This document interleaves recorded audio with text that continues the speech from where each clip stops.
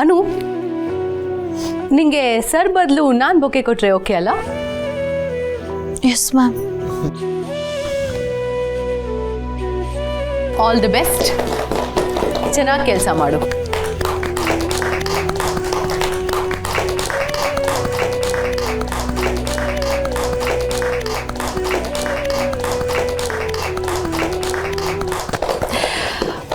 Well, there's one more thing.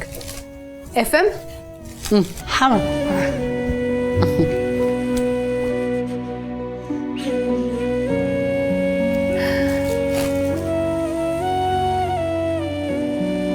ಯಾ. ಅನು, ನನ್ನ ಕಡೆಯಿಂದ ನಿನಗೊಂದು small gift please.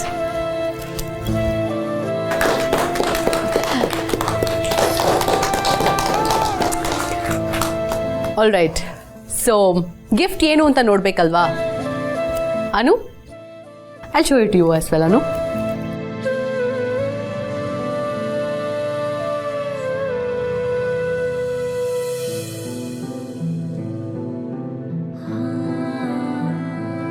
Anu, this is for you. Nice?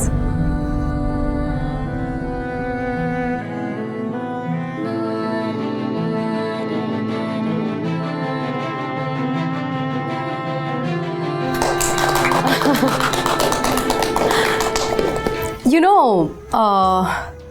ಕೆಲವಾರು ಜನಕ್ಕೆ ಲೈಫಲ್ಲಿ ಅವ್ರಿಗೆ ಸಿಗಬೇಕಾದಕ್ಕಿಂತ ಬೇಗ ಸಿಕ್ಬಿಡುತ್ತೆ.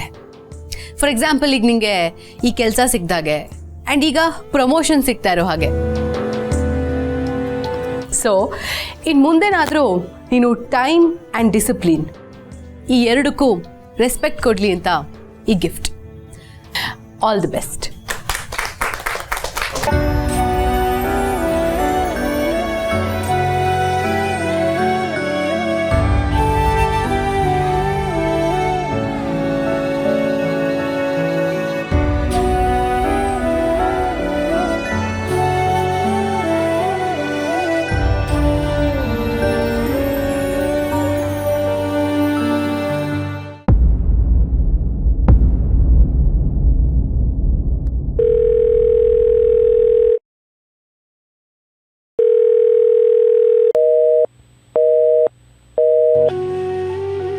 ಸುಬ್ಬು, ಯಾಕೋ ಆರ್ಯ ಸರು ಫೋನ್ನ ಕಟ್ ಮಾಡ್ತಿದ್ದಾರೆ? ನಾನು ಹೇಳಲಿಲ್ವಾ ಅವ್ರು ಬ್ಯುಸಿ ಇರ್ತಾರೆ ಅಂತ? ಅವ್ರು ಎಷ್ಟೇ ಬ್ಯುಸಿ ಇದ್ರೂ ನಾನು ಫೋನ್ ಮಾಡಿದಾಗೆಲ್ಲ ಎತ್ತುತ್ತಿದ್ರು ಸುಬ್ಬು, ಕಟ್ ಮಾಡ್ತಿರ್ಲಿಲ್ಲ. ಅವ್ರಿಗೇನಾದರೂ ನಮ್ಮ ಮೇಲೆ ಕೋಪ ಬಂದು ಹಿಂಗೆ ಮಾಡ್ತಾವ್ರಾ? ನೀನು ಪದೇ ಪದೇ ಫೋನ್ ಮಾಡ್ತಾ ಇದ್ರೆ ಕೋಪ ಮಾಡ್ಕೊಳ್ದೆ ಇರ್ತಾರಾ?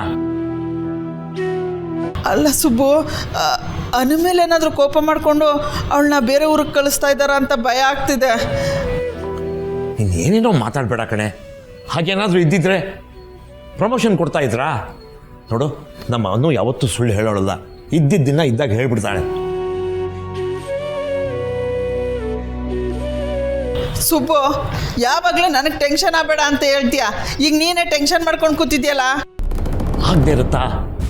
ಒಬ್ಬಳೇ ಹುಬ್ಬಳ್ಳಿಗೆ ಹೋಗ್ತಾ ಇದ್ದಾಳೆ. ನನ್ನ ಮಗಳು ಯಾವತ್ತೂ ಒಬ್ಬಳೇ ಪ್ರಯಾಣ ಮಾಡಿದವಳೇ ಅಲ್ಲ.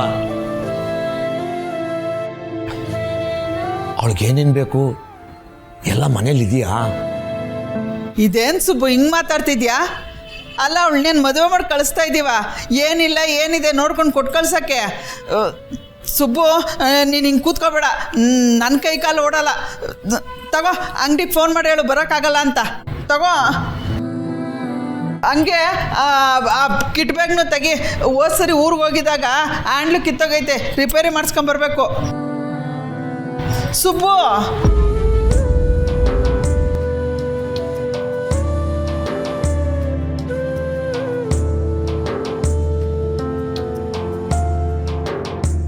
ಆರ್ಯ,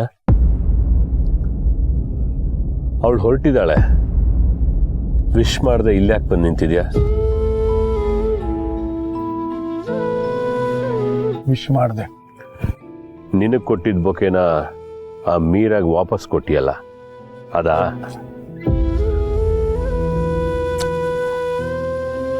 ಇನ್ನು ಯಾಕೆ ಯೋಚನೆ ಮಾಡ್ತಿದ್ಯಾ ಆರ್ಯ? ಅವಳು ಹಾಕಿದ ಚಾಲೆಂಜಲ್ಲಿ ಅವಳೇ ಸೋತಿದ್ದಾಳೆ. ಈಗ ಅವಳು ಹುಬ್ಳಿಗೆ ಹೊರಟಿದ್ದಾಳೆ. ನೀನು ಹೀಗೆ ಸುಮ್ಮನೆ ಆಕಾಶ ನೋಡ್ತಾ ನಿಂತ್ಕೊಳ್ಳೋ ಅವಶ್ಯಕತೆ ಏನಿಲ್ಲ. ನಡಿ, ಬಾ, ವಿಶ್ ಮಾಡು. ನಾನು ಸೋತೆ. ಅವಳು ಸೋತಿಲ್ಲ, ಸೋತಿದ್ದು ನಾನು. ಈ ತತ್ವ ಸಿದ್ಧಾಂತ ಎಲ್ಲ ಬೇಡ. ನಾನು ಯಾವುದೇ ತತ್ವ ಸಿದ್ಧಾಂತ ಹೇಳ್ತಾ ಇಲ್ಲ ಜೆಟ್ಟಿ. ನಿನ್ನೆ ಅವಳು ಹಾಕಿದ ಸವಾಲಲ್ಲಿ ಸೋತಿದ್ದು ನಾನು. ಏನು ಹೇಳ್ತಿದ್ಯಾ?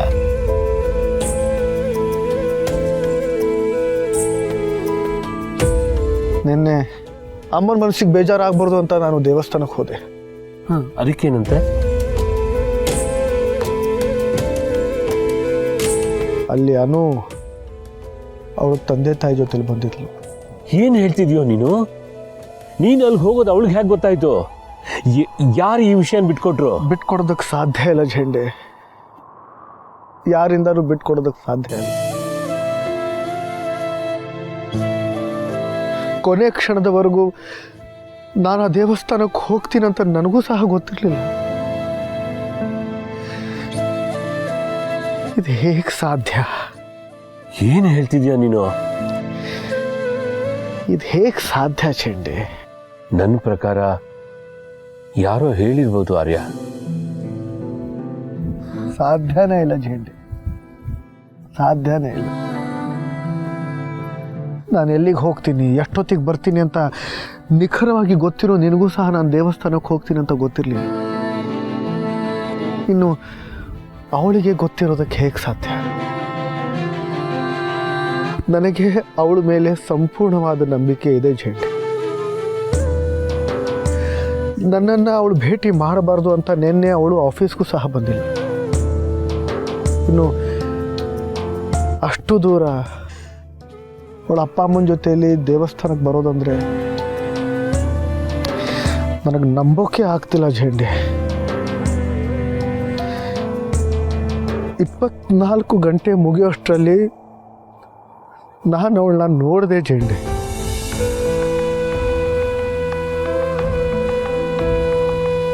ನಾನು ಅವಳನ್ನ ನೋಡಿನೂ ಅವಳಿಗೆ ಕಾಣದೇ ಇರೋ ಥರ ಬಚ್ಚಿಟ್ಕೊಂಡೆ. ಈ ಆರ್ಯವರ್ಧನ್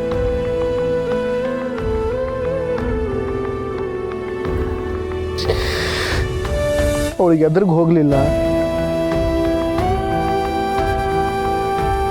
ಅವಳು ನನ್ನ ಮೇಲೆ ಇಟ್ಟಿರೋ ನಂಬಿಕೆಗೆ ನಾನು ದ್ರೋಹ ಮಾಡ್ತೀನಿ.